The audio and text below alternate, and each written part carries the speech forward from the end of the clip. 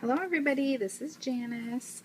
I am here to share with you what I did at my class that I told you I went to in the previous video. I actually went to a ZenTangle class today, not too far from my house in Christmas, Florida, at the Christmas Folk Art School, Christmas Folk Art School. And I met a lady named Debbie Perdue, and she is a fantastic instructor in ZenTangle. She's certified. And I knew I was going to have a good time, but it was even better than what I expected. So I want to show you what I learned. I got a few items today. This is kind of like my little kit. I'm looking for a smaller box to keep it in, because the whole point of this is to kind of keep this in your purse, and you can ZenTangle, you can tangle, really is the term. You can tangle anywhere that you are. It's very, very easy and simple to do, but the results are stunning. Okay, so these are some of the samples of the things that we did. These are called tangles. And I used these pens. These are the pens that we used. The pens from Sakura, one of my favorite manufacturers of pens. And we used these three sizes, 01, 1, and 08. And that is, and a pencil. And a little blending stump thing. And that's it. Seriously, it was so relaxing and non-threatening whatsoever. Everybody was so nice. This was the second thing that we did. This was the first thing that we did, that we started with. We started with this, then we moved to this, this, and this, and they all have different kinds of names. Hollybaw, static, I think something about ladybugs, but I don't think that's the real name. Do you see how it looks like it's at depth, like you're looking into a hole? Is that not the coolest thing? And then this was called printemps, which is in French means spring, and it's supposed to look like springs. But to me, I think it looks like the cross section of wood. I love it. And then she moved us on to this one. I forgot the name of it. And this one I just did on my own. And then this is my favorite. It's called Rick's Parody. And these are made out of some special watercolor paper.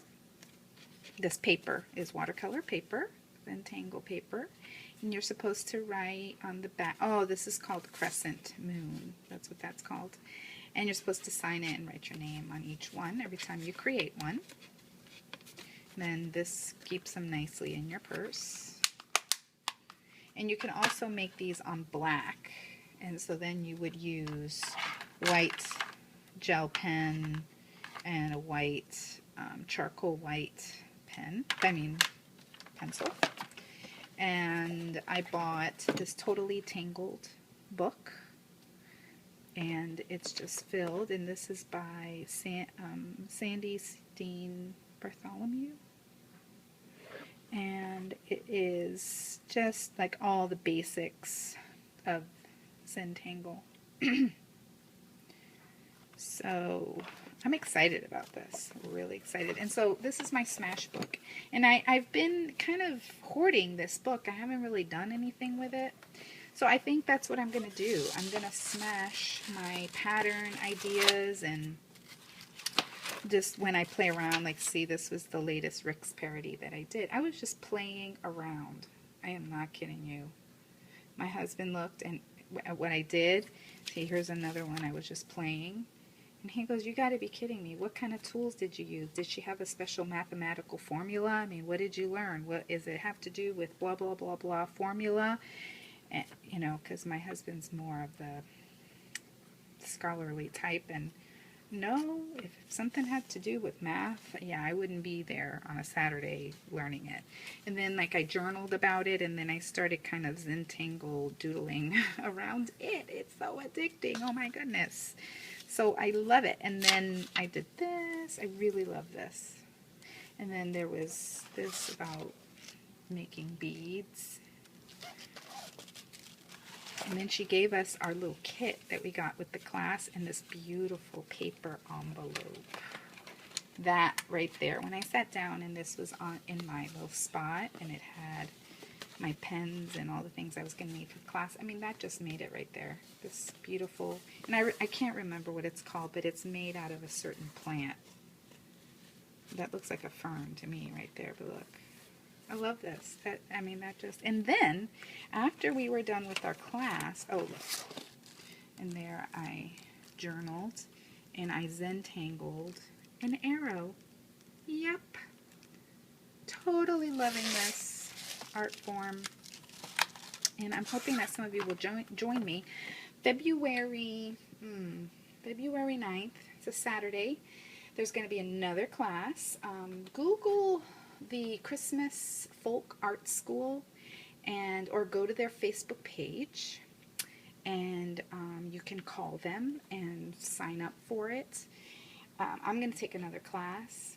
I really liked Debbie a lot and her friend Barb who came and helped her, and I really loved Ginny. She works at the Folk Art School there in Christmas, and she is a doll. Met their cat, Susie, who's also a darling, and I just had a great time. So then when we were done with the class, we went out to lunch at the Cracker Barbecue place there on 50 in Christmas. Oh my goodness, amazing barbecue. Beautiful, clean place. They make their own potato chips, and those were delicious, and they have some other things. They have grumpy gator bites, it's called. So I'm going to be taking Adrian there because he really wants to eat gator tail.